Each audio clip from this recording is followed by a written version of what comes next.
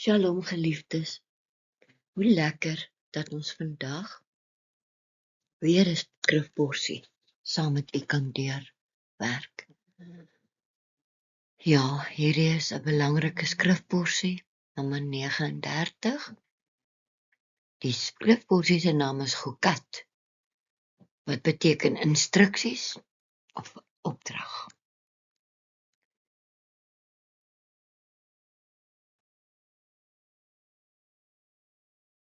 Sal jy asseblief ook vir ons 'n duimpie gee, die skrifporsie deel en subscribe sodat u altyd in kennis gestel word wanneer ons 'n nuwe video deel.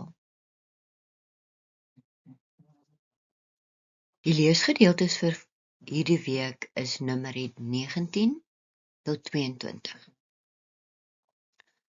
Uit die profete en geskrifte gaan ons lees uit Rigters 11 en in die goeie nuus gaan ons lees uit Johannes 3. Kom ons buig net eers ons hoofde voor ons Vader. Wonderlike Abba Vader, dankie vir u onuitspreeklike liefde en genade. Dankie dat u altyd ons rebellie vergewe as ons voor die troon kom buig. Ons eer u en verwelkom u Ruach in ons midde. Dankie dat u ons leer en lei in die emet, die waarheid. Ons vra dit in die naam van u Seun, Beshem Yeshua. Voordat ons hierdie porsie begin, wil ek graag vir u 'n vraag vra wat u self aan u self moet antwoord. En ook aan Abba Vader moet antwoord. Dink jy ongehoorsaamheid aan Abba Vader se instruksies het konsekwensies? Kom ons begin en ons kyk na hierdie porsie. Die opsomming van die porsie is drieledig.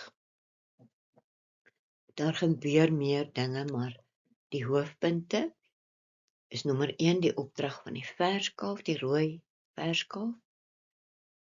Nommer 2 is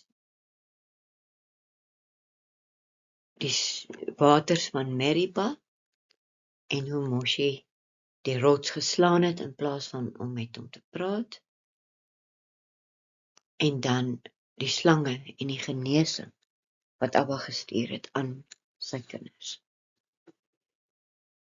Nadat hulle ook weer gemurmureer het. Uitdog.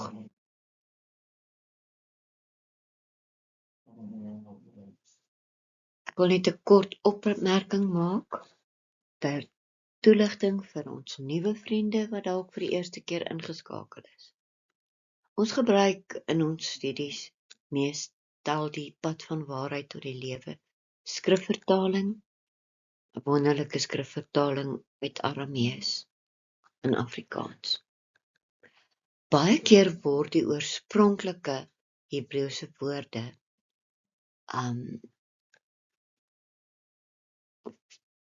vreemd vertaal en dan voel dit vir u vreemd.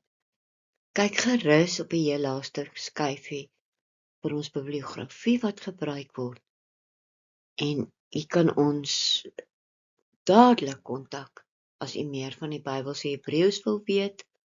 Ons gee Bybelse Hebreëse klasse by ons Tehillah Studiesentrum, die sentrum vir woordstudie van Olyftakbedieninge. Ons noem ook graag Jesus Yeshua volgens sy ware naam wat verlossing beteken. Geliefdes, verlede week het ons ook met die rebellie te doen wat in die kamp was en ook vandag. Ons het ook verlede week gesien van die amandeltak van Aaron wat gepot het met bloeisels en amandels en so is hy as hoëpriester van die volk deur Abba self aangestel. Nou vandag lees ons uit Numeri 19 vers 1.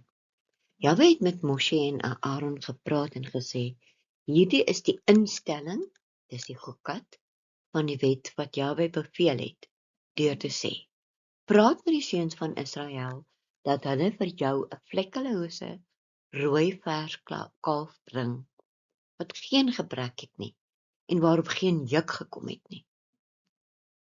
Julle moet haar vir El-Azar, dis nou Eliezer wat ons in die ou vertalings gesien het, die priester gee, en hy moet haar buitekant die kamp uitlei, en dit moet voor hom geslag word.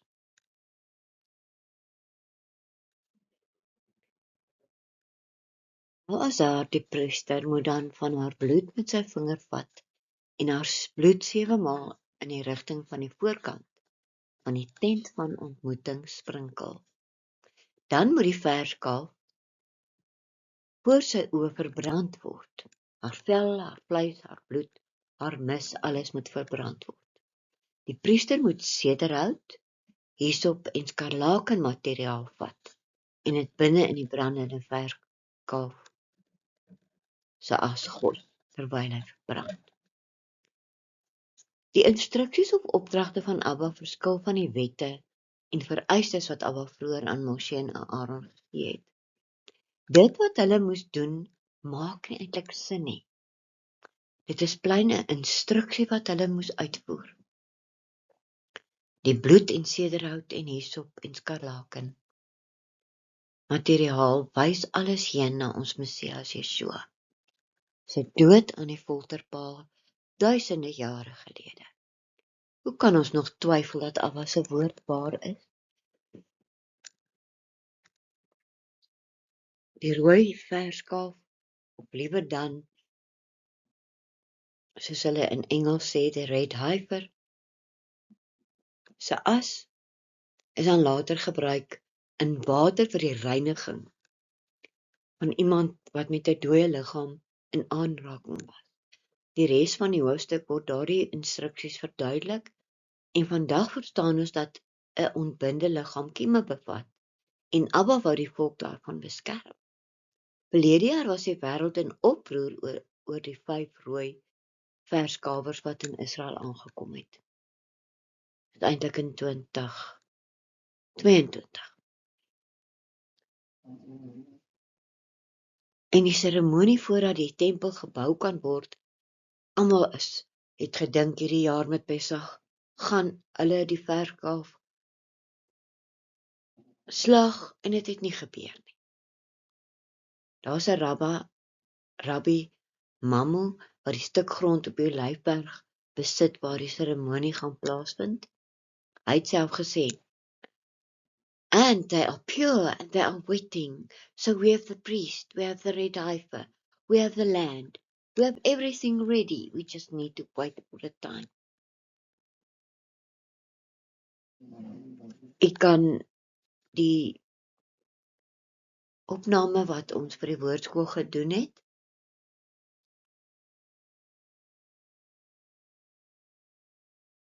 by ons webwerf kry. Ek sal vir u die skakel soontoe gee. Ons moet net nie op hol raak oor die rooi verskalf nie, want daardie verskalwers, glo ek, word nou gebruik om 'n kudde op te rig. Want daar's nog nie sprake van die nuwe tempel wat herbou wil word of gaan word in Jerusalem nie. Ek kan die webwerf van die Tempel Instituut volg en gaan kyk, maar ons moet net weet dat daar sekere goed sal gebeur voordat daar offerandes op die Tempelberg sal plaasvind. Hierdie is alles eindtyd gebeure. En ons moet ook versigtig wees dat ons nie meegesleer word en dat die Tempel Instituut van ons geld eis nie. Ons kan glad nie deur geld te gee Messias se koms bespoedig nie. Hy self het gesê, Net die Vader weet wanneer die bruidegom gaan kom. Ons as sy bruid moet net gereed wees. Die priesters van die tempeldiens moet dan met daardie verskalwer se aswater seremonieel gereinig word. Ons weet dat volgens Openbaring dat tempelofferandes moet wees voordat die anti-kris onthul kan word. Ons, wat die Messias op die wolke verwag, kyk met interessante en verwondering hoe gebeure ontvou, sonder vrees, maar met afwagting. Daar het ek vir u die link gegee, sodat u na die volledige Red Heifer of rooi verskalf studiestuk kan gaan kyk op die webwerf. U kan ook volgende week inskakel by die woordskool, kontak ons gerus, wanneer ons weer daardie studiestuk gaan behandel. Volgende week, dus die 17de Julie 2024. Die tweede deel van hierdie Torah gedeelte, hierdie skrifporsie gedeelte of parasha, is die waters van Meriba in Numeri 20. Geliefdes, as jy nog nie daardie gedeelte gelees het nie, gaan lees dit gerus. Numeri 20 spring 38 jaar vorentoe. Miriam sterf en die volk kla alweer, want hulle het nie water nie. Intussen het hulle klomp volke verower, wat Abba hulle gehelp het. Maar hulle kan kerm en murmureer, en dis eintlik ook rebellie. Ons sal vir 'n paar verse uit Numeri 20 aanhaal. Vers 2. Daar was geen water vir die vergadering nie, en hulle het dus teen Moshe en Aaron bymekaar gekom. Eintlik rebelleer, né? Die volk het met Moshe geargumenteer en hulle het gepraat en gesê, as ons tog maar gesterf het toe ons broers voor die teenwoordigheid van Jahwe gesterf het. Vorige keer toe hulle ons ingesluk is deur die aarde. Hoekom het julle die vergadering van Jahwe in hierdie wildernis ingebring, sodat ons en ons vee hier sou sterf? Waarom het julle ons uit Mitzraim, dit is nou Egipte, laat optrek, om ons in hierdie veragtelike plek te bring? Daar is geen plek om te saai nie, ook nie van vye of van wingerdstokke of van granate nie. Daar is geen water om te drink nie, maar kan julle onthou? Hulle was te bang om in te gaan. Hulle was bang vir die reëse. Na die land van Kanaan waar daar wonderlike vye en wingerd en granate is. Nou het hulle nie water om te drink in die woestyn nie, en hulle is baie ontstel. Moshe en Aaron het van die vergadering af weggegaan na die ingang van die tent van ontmoeting. En hulle het op hulle gesigte geval en die gemanifesteerde teenwoordigheid van Jahwe het aan hulle verskyn. Net tussenpose, geliefdes, as ons voor ons aangesig voor Abba lê in belydenis, vertrou ons ook dat sy gemanifesteerde teenwoordigheid aan ons sal verskyn. Vers 8 van Numeri 20.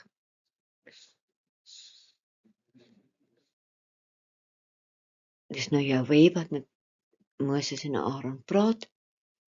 Vat die staf en laat die vergadering bymekaar kom, jy en jou broer Aaron. Praat met die rots voor hulle oë, sodat dit water kan voortbring. So moet jy vir hulle water uit die rots laat kom, en die vergadering en hulle vee laat drink. Ek wil net die skrifgedeelte onderbreek en sê, onthou, vroeër, klomp jare terug, in die begin van die woestyntog, het Abba gesê, slaan die rots. Maar hierdie keer sê Abba aan Moshe, praat met die rots. Moshe het die stof van voor die aangesig van Jahwe gevat, soos hy hom beveel het, die staf. So, Jahwe sê, vat jou staf, want Jahwe wil hom toets. En wat doen Moshe? Hy het die vergadering voor die rots laat bymekaar kom, en hy het vir hulle gesê, luister nou, julle rebelle, moet ons vir julle water uit hierdie rots laat kom? En so, Moshe was 'n bietjie kwaad. Vers 11. Moshe het sy hand opgetel en die rots 2 maal met sy staf geslaan.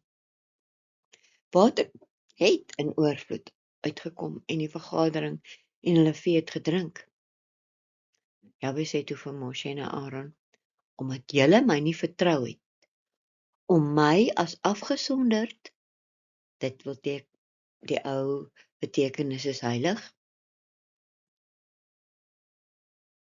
voor die oë van die seuns van Israel te behandel nie. Daarom sal julle hierdie vergadering nie in die land inbring wat ek aan julle gegee het nie. Hierdie was die waters van Meriba, waar die seuns van Israel met Jahwe gestry het. Hy het hom tussen hulle as afgesonderd bewys. Die water het gekom.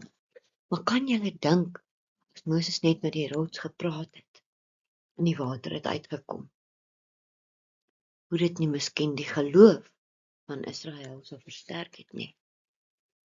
En dis weer die gehoorsaamheid en die konsekwensies. Daar het Abba nou gesê, julle gaan nie in my land in jy en Abba. Eintlik baie hartseer is. Nou die derde hoofgedeelte van hierdie porsie is die slang op die paal. Nou ek sit die vraagteken na die woord slang, omdat ek nou vir julle 'n misterie gaan meedeel. Kom ons kyk eers wat het gebeur. Hulle het vanaf die berg Hor vertrek in die rigting van die see van Sif, om verby die land Edom te trek, en die volk het ongeduldig geword as gevolg van die reis. Die volk het teen God en teen Moshe gepraat, weer gerebelleer. Waarom het u ons uit Mitzrayim laat opkom om in die wildernis te sterf, want daar is geen brood en geen water nie. Ons liggame walg van hierdie nuttelose kos. Kan jy glo, die manne wat altyd wat soet was soos heuning, dat hulle nou sê dit is nuttelose kos. Vers 6. Jahwe het giftige slange onder die volk gestuur, waar die volk gebyt het, en baie van die mense van Israel het gesterf.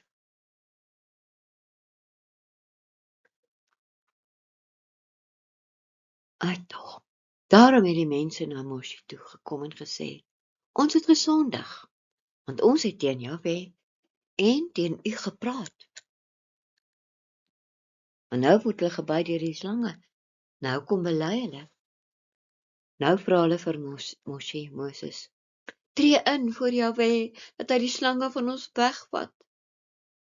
Moshe het vir die volk ingetree, en Jahwe sê vir Moshe, maak vir jou 'n koper vuurige slang, en sit dit op 'n paal. Dan sal elkeen wat gebyt is, en daarna kyk, lewe. Moshe het 'n koperslang gemaak, en dit op 'n paal gesit, en so was dit, as 'n slang iemand gebyt het, en hy kyk na die koperslang. Hy sou leef.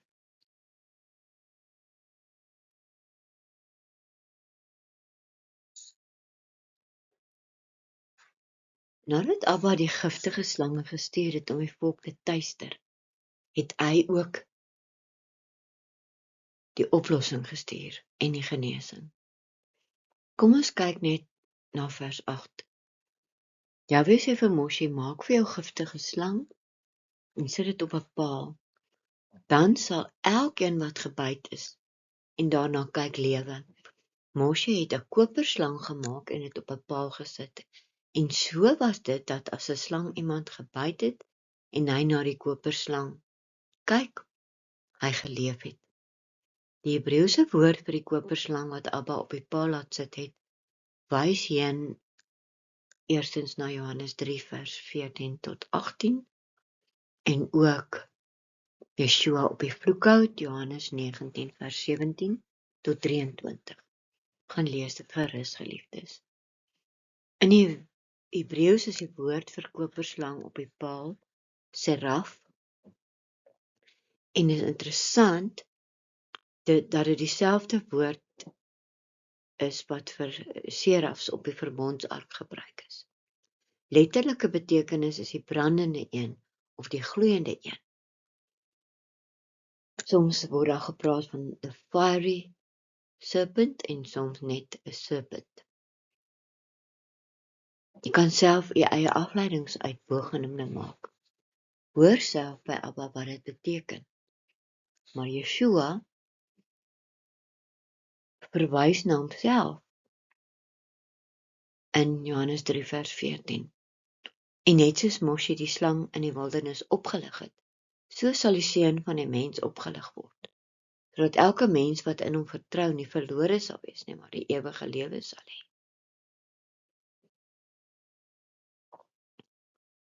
Daar is 'n ander woord wat ook gebruik word. Ek lees in Engels, Numbers 21 verse 8, and Yahweh said to Moshe, make a fiery serpent and set it on a pole. And it shall be that everyone who is bitten, when he looks at it, shall live. So Moshe made a bronze serpent and put it on a pole.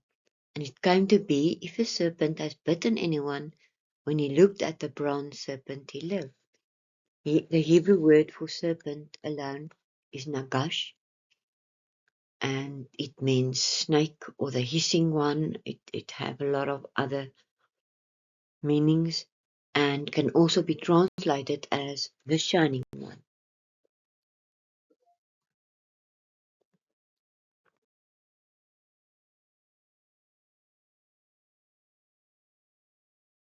Geliefdes, nou wil ons graag net weer na die opsomming kyk en hoe dit na die bruid en die bruidegom verwys. Die opdrag van die rooi verskalf wys duidelik heen na ons Messias Yeshua. Die water van Meriba, wat deur Abba voorsien is, die water uit die rots, verwys na die lewende water, wat Yeshua is. Die slange en die genesing deur Abba, het Yeshua self in Johannes 3 na homself verwys en na sy dood aan die vloekhout. Alles wys hier na ons bruidegom en Messias. Ek gaaf u aan uit Openbaring 19 vers 7 in Engels. Let us be glad and rejoice and give him praise, for the marriage of the Lamb has come, and his wife prepared herself. Geliefdes, ek haal altyd in Engels graag aan uit the scriptures van die Scripture Institute. And you can also find it in the bibliography. Uit die profete en geskrifte is daar 2 gedeeltes. Van Jefta is die Arameese vertaling is Jeftag, en hy was 'n Gileadite en hy was 'n dapper vegter, maar hy was die seun van 'n hoer en hy was dus buite-egtelik. Gilead was die vader van Jeftag en Gilead se vrou het vir hom geboorte gegee aan seuns, en toe die seuns van die vrou groot word, het hulle Jefta uitgedryf en vir hom gesê, jy sal nie 'n erfenis hê in ons vader se huis nie, want jy is die seun van 'n ander vrou. Jefta het weggevlug van sy broers af en gaan woon in die land van Tof, en waardelose manne het by Jefta aangesluit en saam met hom uitgegaan. Dit het gebeur dat na tyd die seuns van Ammon teen Israel geveg het. Toe die seuns van Ammon teen Israel geveg het, het die oudstes van Gilead gegaan om Jefta uit die land van Tof te gaan haal.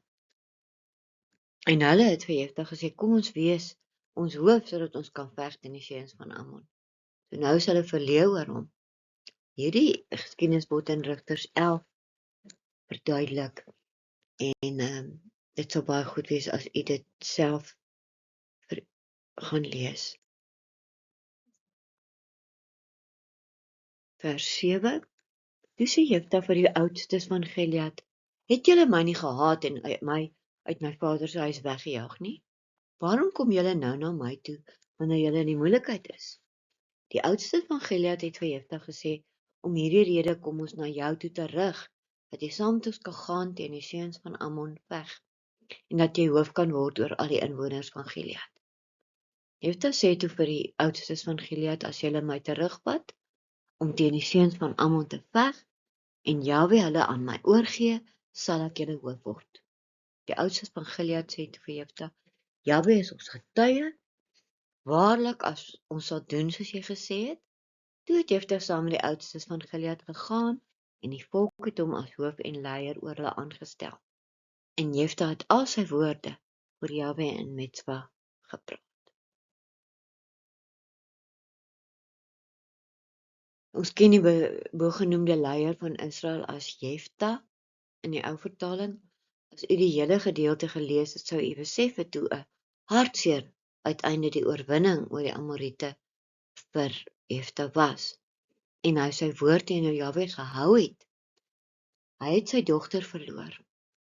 Hy word egter die leier, die rigter van die volk. Nou, in teenstelling met Moses of Moshe was hy gehoorsaam. En hy het sy dogter verloor. Moshe se uiteinde, as gevolg van sy ongehoorsaamheid om nie met die rots te praat nie, maar die rots te slaan, soos wat Abba beveel het die konsekwensies gehad, dat Abba geweier het dat Moses die beloofde land ingaan. Hy en Aaron. So hier sien ons, soort van 'n antwoord op ons vraag heel aan die begin, ongehoorsaamheid aan Abba se instruksies het altyd konsekwensies en gevolge. Geliefdes, hoor asseblief self by Abba hoe jy gehoorsaam moet wees. Vra vir jouself en vir Abba, wat verwag Yeshua van sy bruid?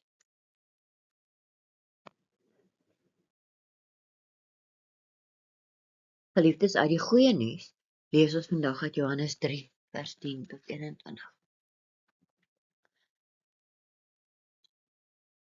Jammer, Nikodemus was sy hooggeleerde en 'n geëerde Jood en 'n lid van die Sanhedrin.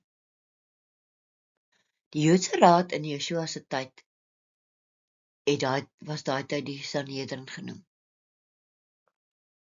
Hy kom in die geheim van die nag na Yeshua, en in ons gedeelte gee ons Messias vir hom 'n lewensles. Nikodemus het uiteindelik saam met Josef en van Arimatea vir Yeshua se begrafnis gesorg.